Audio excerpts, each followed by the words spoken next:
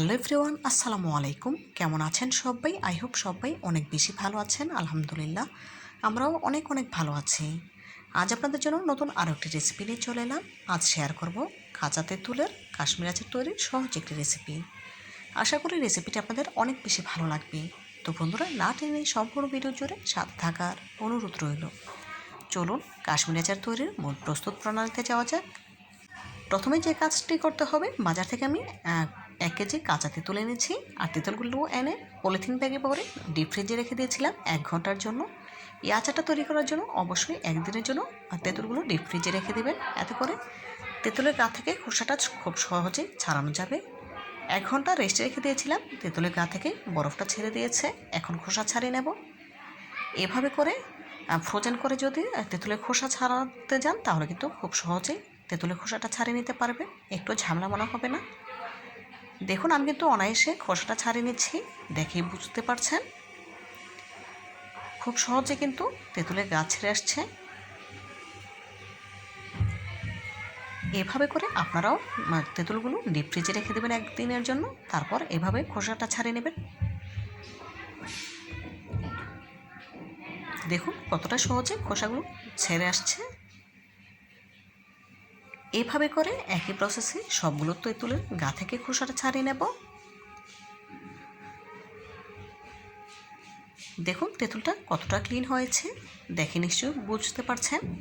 এখন খোসা ছাড়ানো তেঁতুলগুলো একটি বাটিতে তুলে নেব। এক এক করে প্রায় হাফ কেজি তেঁতুলের খোসা ছাড়িয়ে নিয়েছি, দেখেই বুঝতে পারছেন। এখন এতে পর্যাপ্ত পরিমাণে পানি দিয়ে দেব। তেঁতুলগুলো ডুবে থাকে এতটা পরিমাণে পানি দিতে হবে। তার সাথে অ্যাড করে দিয়েছি 1 টেবিল চামচ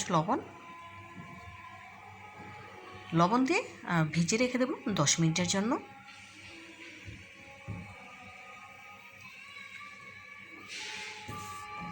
10 মিনিটের জন্য রেস্টে রেখে দিয়েছি। ফিরছি 10 মিনিট পর।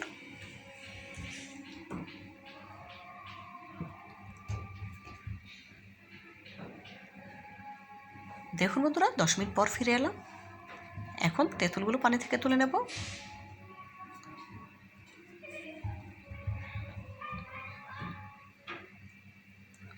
এক এক করে সবগুলো তেঁতুল পানি থেকে তুলে নিয়েছি। এখন একটি চাকুর সাহায্যে তেঁতুলের এক সাইড বরাবর চাকু দিয়ে কেটে নেব। এভাবে করে কেটে নিয়ে ভেতরের বিচিটা বের করে নেব।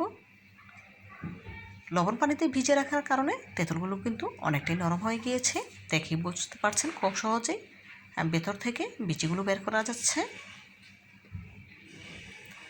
এভাবে করে একই প্রসেসে সবগুলো তেঁতুলের বিচি ছাড়িয়ে নিয়েছি, দেখে বুঝতে পারছেন। এখন মিক্সিংগুলো তুলে নিয়েছি। তার সাথে অ্যাড করে দিচ্ছি মেজারমেন্ট কাপে 1.5 কাপ চিনি। হাফ কেজি তেঁতুলের জন্য আমি 1.5 কাপ চিনি অ্যাড করেছি। তেঁতুলগুলোর সাথে চিনিটা খুব ভালোভাবে নাড়িয়ে নিয়ে রেস্টে রেখে দেবো 2 ঘন্টার জন্য। এই 2 ঘন্টায় চিনিটা পুরোপুরি গলে গিয়ে একদম তরল হয়ে যাবে। ফিরছি 2 ঘন্টা পর ফিরে এলাম। দেখুন চিনিটা কিন্তু পুরোপুরি গলে গিয়েছে, দেখেই বুঝতে পারছেন।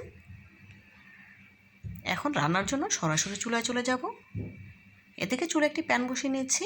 প্যানে দিয়ে দিচ্ছি আগে থেকে চিনিতে ভিজিয়ে রাখা তেঁতুলগুলো। গ্যাসের ফ্লেম অন করে দেব। গ্যাসের ফ্লেম মিডিয়াম আঁচে রেখেছি। দেখুন তেঁতুলের বলক চলে এসেছে, দেখে বুঝতে পারছেন। এখন এর সাথে অ্যাড করে দিচ্ছি হাফ চা চামচ পরিমাণ লাল মরিচের গুঁড়ো কালারের জন্য। লাল মরিচের গুঁড়ো দেওয়ার কারণে তেঁতুল কিন্তু খুব সুন্দর একটা কালার আসবে। এখানে আমি আর অন্য কোনো মশলা অ্যাড করব না। খুব ভালোভাবে নেড়ে মিশিয়ে নিচ্ছি, দেখেই বুঝতে পারছেন। আর অবশ্যই গ্যাসের ফ্লেম মিডিয়াম আঁচে রাখতে হবে, হাই হিটে করতে যাবেন না, এতে করে আর জিনিসটা কিন্তু পুড়ে যাবে। সেই জন্য শুরু থেকে শেষ পর্যন্ত গ্যাসের ফ্লেম মিডিয়াম আঁচে রেখে আচারটা তৈরি করে নিতে হবে। খুবই আলতো হাতে আমি একটু নেড়ে দিচ্ছি।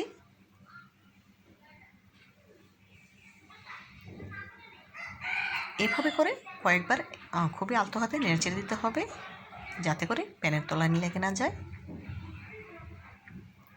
এই পর্যায়ে দেখুন আচারের কালারটা কিন্তু অলরেডি চেঞ্জ হতে শুরু করেছে, দেখে বুঝতে পারছেন।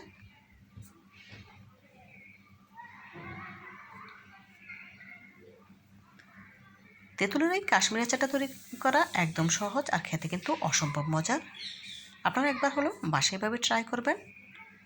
আশা করি আপনাদের কাছেও অনেক বেশি ভালো লাগবে। দেখুন এই পর্যায়ে আচারটা আমার তৈরি করা হয়ে গিয়েছে। এখন গ্যাসের ফ্লেম অফ করে দিয়ে অপেক্ষা করব পুরোপুরি ঠান্ডা হওয়া পর্যন্ত। আচারটা যখন পুরোপুরি ঠান্ডা হয়ে গিয়েছে, দেখুন আমি একটি সার্ভিং প্লেটে সার্ভ করে নিয়েছি। মাশাআল্লাহ কতটা ঝরঝরে হয়েছে, একটার সাথে কিন্তু একটা লেগে নেই, দেখি বুঝতে পারছেন। আচারটা তৈরি করা একদম সহজ আর খেতে অসম্ভব মজার। আপনারা একবার হলেও আমার রেসিপিটি ফলো করে এইভাবে তেঁতুলের কাশ্মীরি আচার বা মোরব্বা তৈরি করে খেয়ে দেখবেন, ইনশাআল্লাহ অনেক বেশি ভালো লাগবে। তো বন্ধুরা, আজকের মতো বিদায় নিচ্ছি। ভালো থাকবেন সবাই, আল্লাহ হাফেজ।